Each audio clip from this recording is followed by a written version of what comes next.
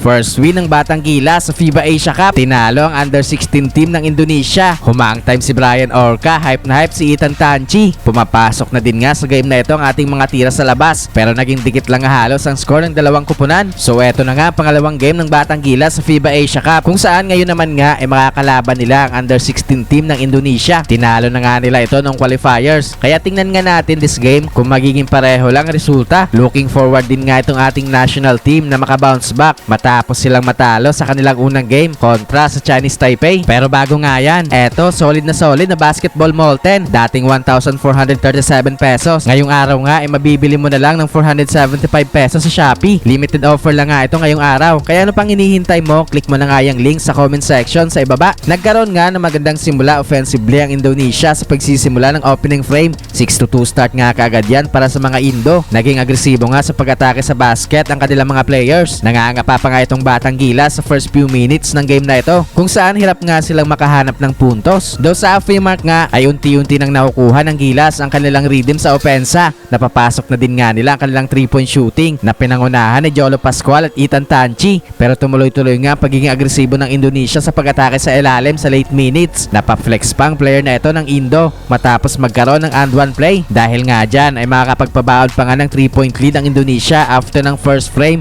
20-17. Second quarter ay patuloy nga paghawak ng Indonesia sa kalamangan, pero hindi nga nagkakalayo ang score ng both teams sa early minutes. Pero sa midway mark nga ay nagkakaroon ng mga careless turnovers ang Batang Gilas na nagre-resulta ng transition points ng mga Indo. Kaya naman bahagya nga nagkaroon ng 5-point lead ang Indonesia, pero buti nila nga ay biglang to make over itong point guard ng Gilas na si Cabanyero. Back-to-back driving layups para magbigay ng spark sa opensa ng ating national team. Nakapag-generate nga ng 6-2 nating run ang Gilas hanggang sa nakuha na nga natin ang kalamangan sa naging basket sa ilalim ni Lumage. Humang time pa si Brian Orca papatapos ang quarter, kaya naman lamang na nga ng 6 points ang Batang Gilas. 36-30 halftime. Third quarter ay nagkaroon nga ng slow start sa opensa ang Batang Gilas. Nagkaroon naman nga ng 4-0 run ang Indonesia sa early minutes para ibaba sa 2 puntos ang lamang ng ating national team. Naging pamatay sunog naman nga itong tres ni Lumage. After nga nyan ay naging dikdikan na nga ang laban, kung saan madalas nga ang lead changes at deadlock. Palitan pa ng baskets ang dalawang kupunan sa late minutes, kung saan makakapagpabaon pa nga ng 3-point lead ang Batang Gilas after ng third frame,